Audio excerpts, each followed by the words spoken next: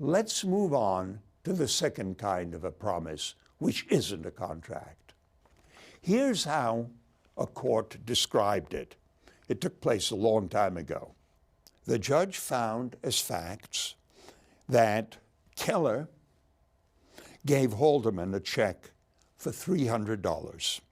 The check was given for an old silver watch worth about $15, which Keller took and kept till the day of trial, when he offered to return it to the plaintiff, who refused to receive it. You can see the picture. You can just imagine how this worked. The whole transaction, the judge found, was a frolic and banter, the plaintiff not expecting to sell, nor the defendant intending to buy the watch at the sum for which the check was drawn.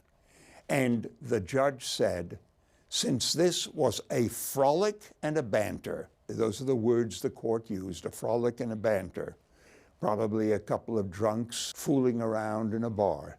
This was not a serious contract. This was not meant to be a purchase or a sale, and this is not a lawsuit which the court is going to fuss about, and the check is worth nothing. This speaks for itself.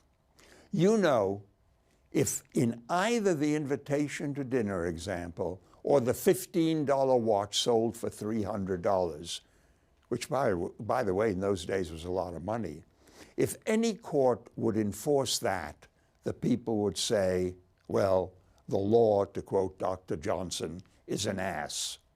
The principle that this last example reveals is that when both parties know that the promise is a joke, when neither side takes it seriously, well, that's just not the kind of situation where the government wants to be hauled into, use its force to stand behind the interaction. Now, of course, life is full of people who sell things for much, much more than they're worth.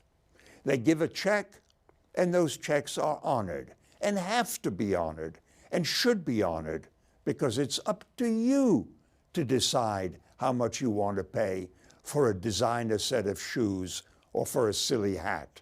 That's up to you. And you don't want the courts figuring, well, that hat or those shoes only cost the manufacturer about $20 to make, so we're not going to allow anybody to buy them for $400. Why not? If people could only pay what these things are worth, the whole fashion industry would be in deep trouble. Those are real deals, but the silver watch wasn't even that kind of a real deal.